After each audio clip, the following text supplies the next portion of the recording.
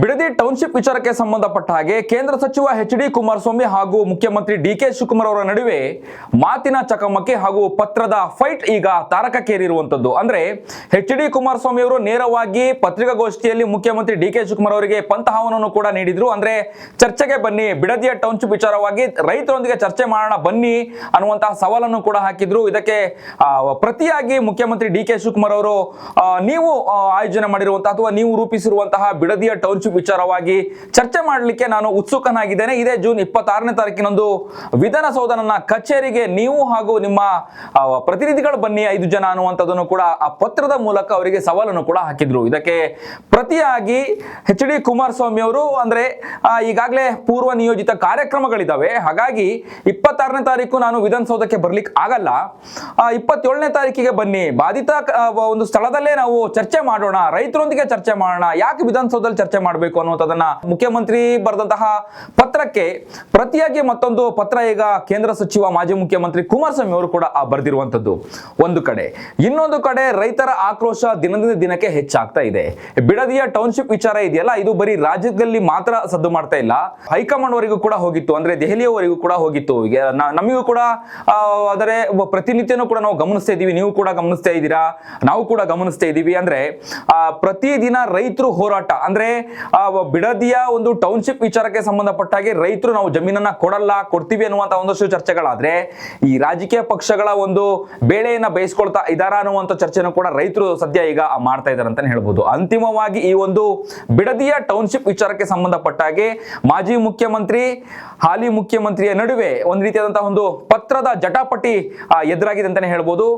ಈಗಾಗಲೇ ಏನು ಕೇಂದ್ರ ಸಚಿವ ಎಚ್.ಡಿ. ಕುಮಾರಸ್ವಾಮಿ ಅವರು ಬರೆದಂತಹ ಈ ಒಂದು ಪತ್ರಕ್ಕೆ ಮತ್ತೊಂದು ಪತ್ರವನ್ನ ಮುಖ್ಯಮಂತ್ರಿ ಡಿ.ಕೆ. ಶಿವಕುಮಾರ್ ಅವರು ಬರೀತಾರಾ, ಅಥವಾ 26ನೇ ತಾರೀಕು ಡಿ.ಕೆ. ಶಿವಕುಮಾರ್ ಬರೆದಂತಹ ಒಂದು ಪತ್ರಕ್ಕೆ ಅಂದ್ರೆ ವಿಧಾನಸೌಧಕ್ಕೆ 26ನೇ ತಾರೀಕು ಎಚ್.ಡಿ. ಕುಮಾರಸ್ವಾಮಿ ಅವರು ಚರ್ಚೆ ಮಾಡ್ಲಿಕ್ಕೆ ವಿಧಾನಸೌಧಕ್ಕೆ ಬರ್ತಾರಾ, ಅಥವಾ 27ನೇ ತಾರೀಕು ಮುಖ್ಯಮಂತ್ರಿಗಳು ಬಿಡದಿಯಲ್ಲಿ ಟೌನ್ಶಿಪ್ ವಿಚಾರವಾಗಿ ರೈತರೊಂದಿಗೆ ಚರ್ಚೆ ಮಾಡ್ತಾರ ಅನ್ನುವಂಥದ್ದು ಬಹಳ ಮುಖ್ಯವಾದಂತಹ ವಿಚಾರ ಈಗ ರಾಜಕೀಯ ಚರ್ಚೆ ಆಗ್ತಿದೆ ಅಂತ ಹೇಳ್ಬೋದು.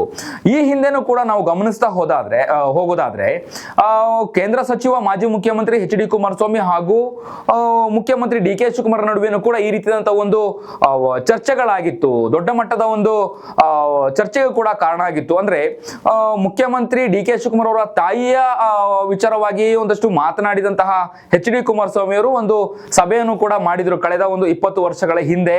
ಆ ಸಂದರ್ಭದಲ್ಲಿ ಕನಕಪುರದಲ್ಲಿ ನಡೆದಂತಹ ಒಂದು ಬಹಿರಂಗ ಸಭೆ, ಆ ಸಭೆಯಲ್ಲೂ ಕೂಡ ಚರ್ಚೆ ಆಗಿತ್ತು. ಅದೇ ರೀತಿಯಾದಂತಹ ಒಂದು ಬಹಿರಂಗವಾದಂತಹ ಚರ್ಚೆಗಳು ಆಗತ್ತಾ ರೈತರ ಸಮ್ಮುಖದಲ್ಲಿ ಬಿಡದಿಯ ಟೌನ್ಶಿಪ್ ವಿಚಾರವಾಗಿ ಮುಖ್ಯಮಂತ್ರಿ ಡಿ.ಕೆ. ಶಿವಕುಮಾರ್ ಅವರು ಹಾಗೆ ಕೇಂದ್ರ ಸಚಿವ ಮಾಜಿ ಮುಖ್ಯಮಂತ್ರಿ ಎಚ್.ಡಿ. ಕುಮಾರಸ್ವಾಮಿ ಅವರ ನಡುವೆ ಸಭೆಗಳಾಗುತ್ತಾ, ಬಹಿರಂಗ ಚರ್ಚೆ ಆಗುತ್ತಾ ಅನ್ನುವಂಥದ್ದನ್ನು ಸದ್ಯ ನಾವು ಕಾದು ನೋಡಬೇಕಾಗಿರುವಂಥದ್ದು. ಮಾಜಿ ಮುಖ್ಯಮಂತ್ರಿ ಕೇಂದ್ರ ಸಚಿವ ಎಚ್.ಡಿ. ಕುಮಾರಸ್ವಾಮಿ ಅವರು ಮಾಧ್ಯಮದ ಮೂಲಕ ನೇರವಾಗಿ ಡಿ.ಕೆ. ಶಿವಕುಮಾರ್ ಸವಾಲನ್ನ ಹಾಕ್ತಾರೆ, ನೀವ್ಯಾಕೆ ಚರ್ಚೆಗೆ ಬರಬಾರ್ದು, ಬಹಿರಂಗ ಚರ್ಚೆಗೆ ಬನ್ನಿ, ರೈತರ ಸಮಸ್ಯೆಗಳನ್ನ ಆಲಿಸಿ ಅಂತ ಹೇಳ್ತಾರೆ. ಅದಕ್ಕೆ ಪ್ರತಿಯಾಗಿ ನಿನ್ನೆ ಮುಖ್ಯಮಂತ್ರಿ ಡಿ.ಕೆ. ಶಿವಕುಮಾರ್ ಅವರು ಪತ್ರವನ್ನು ಕೂಡ ಬರೀತಾರೆ. ಈ ಒಂದು ಪತ್ರಕ್ಕೆ ಪ್ರತ್ಯುತ್ತರವಾಗಿ ಎಚ್.ಡಿ. ಕುಮಾರಸ್ವಾಮಿ ಅವರು ಪತ್ರವನ್ನು ಬರೀತಾರೆ. ಹೀಗಾಗಿ ಈ ಪ್ರತಿ ಉತ್ತರವಾಗಿ ಎಚ್.ಡಿ. ಕುಮಾರಸ್ವಾಮಿ ಅವರು ಬರೆದಂತಹ ಈ ಒಂದು ಪತ್ರಕ್ಕೆ ಡಿ.ಕೆ. ಶಿವಕುಮಾರ್ ಅವರು ಯಾವ ರೀತಿಯಾದಂತಹ ಒಂದು ಪತ್ರವನ್ನು ಬರೀತಾರೆ ಅಥವಾ ಯಾವ ರೀತಿಯಾದಂತಹ ಒಂದು ಉತ್ತರನ ಕೊಡ್ತಾರೆ ಅನ್ನುವಂಥದ್ದನ್ನ ಸದ್ಯ ನಾವು ಕಾದು ನೋಡಬೇಕಾಗಿರುವಂತದ್ದು.